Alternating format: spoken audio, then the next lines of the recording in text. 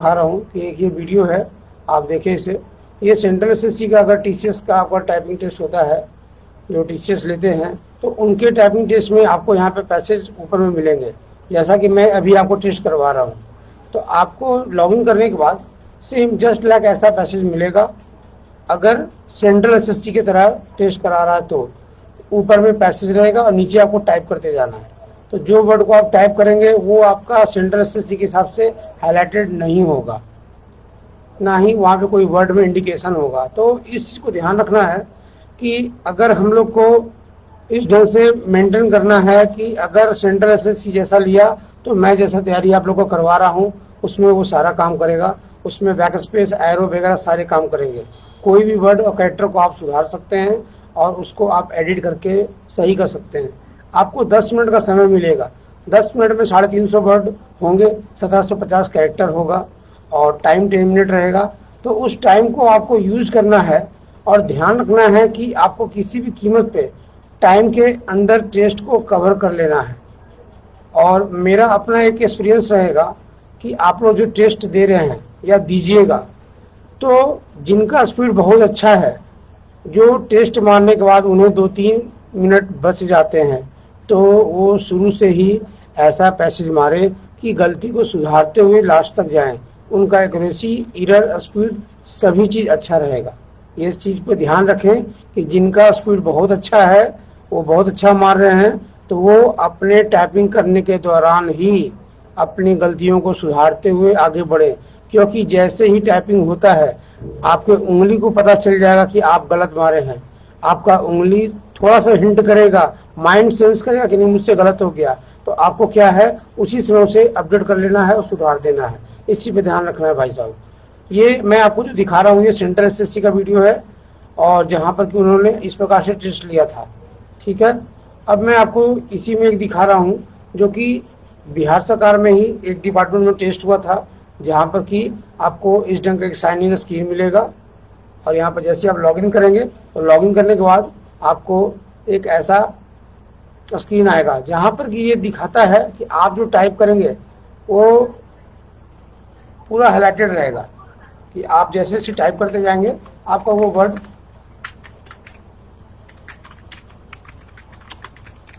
उसके अंदर रहेगा, आपको उसको टाइप करना है। अगर इस ढंग का रहा तो आपका ये फार बेटर है, अगर नहीं रहा तो जैसा एसएससी ने करवाया था अगर वैसा रहा तो आपको उस तरीके से मारना होगा जैसा मैंने प्रयास किया है। अगर आपको टेस्ट के दौरान अंडरलाइन कैरेक्टर हाईलाइटेड आ गया तो आपका टेस्ट जो है और बढ़िया जाएगा, क्योंकि आप इससे भी बढ़िया कर सकते हैं। क्योंकि अभी आप जो कर रहे थे वो सेंट्रल एसएससी के रूल के हिसाब से कर रहे थे। अगर बिहार एसएससी हाईलाइटेड वर्ड देता है तो मान के चलिए कि आपका और बढ़िया टाइपिंग होगा और बढ़िया से टाइपिंग कीजिएगा। इस चीज़ पे एकदम ध्यान देना है। अगर सेंट्रल एसएससी करता है कि उसके साथ टेस्ट लेगा तो कोई दिक्कत नहीं, क्योंकि आप उसका टेस्ट दे रहे थे और आपका अच्छा ही जाएगा। अगर ये बिहार सरकार जो कुछ टेस्ट लिया है इस तरीके से अगर टेस्ट लेता है कि वर्ड हाईलाइटेड होंगे तो भी आपका और अच्छा होगा। इसलिए इस चीज़ पे ध्यान देना है। जैसा पैसेज मिलेगा, जिस तरीके से मिलेगा, आपको कवर करना है। बस दोनों में वही है कि अगर आपके पास टाइम बचता है टेस्ट दौरान, टेस्ट तो आप इतना दिए हैं, आपको आइडिया हो गया होगा कि हमारा टाइम बच रहा है कि नहीं बचता है। तो अगर आपका टाइम बचता है तो पैसेज को साथ में टाइप करते वक्त सुधारते हुए जाएं और आगे बढ़े। मेरा यही सजेशन आपको रहेगा, टाइप करने के दौरान ही एरर को सुधारते हुए आगे बढ़े। ये आप एकदम माइंड में रखना, ठीक है। अब मैं आपको और बताना चाह रहा हूँ,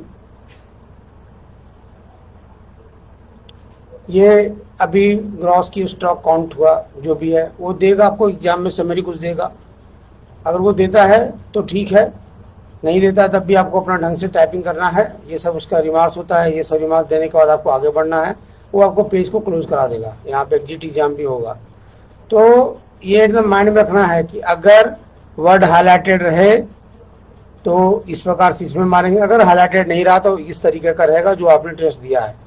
दूसरा बात, टेस्ट देने के दौरान जब आप सेंटर में इन करते हैं, सेंटर में इन करने के दौरान बहुत ही शालीनता से अपना टेस्ट के अंदर घुसिएगा। और आपको क्या कि ये सब चीज़ पे थोड़ा सा ध्यान देना कि आपका कीबोर्ड कैसा है। मशीन ऑटोमेटिक शटडाउन वगैरह तो कुछ नहीं हो रहा है, पावर इंटरप्शन का, या ब्राउज़र आपका क्रैश करेगा, या आर्टिफिशियल एक्सपायरिंग सेशन कुछ आता है। तो अगर ऐसा कुछ प्रॉब्लम होता है तो आप वहाँ पे इन्विजिलेटर को अपना बोल सकते हैं कि सर हमारे मशीन में ऐसा हुआ है, तो उसको वो आपका कोऑपरेट करेगा। टेस्ट देने के पहले ही अपने कीबोर्ड को चेक कर लीजिएगा कि आपका कीबोर्ड सही है कि नहीं। अगर नहीं सही है, इन्विजिलेटर को बोल के अपना कीबोर्ड चेंज करवाइएगा। प्रयास कीजिएगा कि आपका कीबोर्ड चेंज हो जाए, ठीक है। दूसरा कि अगल बगल में जो आपका लड़का बैठा हुआ है उससे बातें आपको कम करनी है। आपको अपने टेस्ट पे फोकस करना है और अपने टेस्ट पे माइंड सेटअप करके आप टेस्ट शुरू कीजिएगा, ठीक है। बगल का लड़का क्या मार रहा है नहीं मार रहा है उसका कोई मतलब नहीं रखना है, अपने टेस्ट पे फोकस करना, ठीक है। उसके बाद क्या है कि आपको जैसे ही टेस्ट स्टार्ट होता है तो शुरू का 1 से 2 मिनट थोड़ा स्लो लेके चलिएगा, क्योंकि जैसे ही स्टार्ट होगा तो शुरू में ही नर्वसनेस आती है। तो उस नर्वसनेस के लिए क्या है कि स्टार्टिंग में 1 मिनट थोड़ा सा स्लो मारिएगा, उसके बाद फिर आप अपने उंगली को तेज चलाइएगा और धीरे धीरे टेस्ट को कवर कीजिएगा। उसमें कहीं कोई दिक्कत आपको नहीं होगा, ठीक है। और आपको कुछ देर के लिए हो सकता है डेमो भी मिलेगा, डेमो में भी टेस्ट करके देख लीजिएगा। डेमो अगर आपको अच्छा रहेगा तो समझिए कि आपका टेस्ट भी उस हिसाब से आपको आइडिया मिल जाएगा कि कैसा टेस्ट होने वाला है, ठीक है।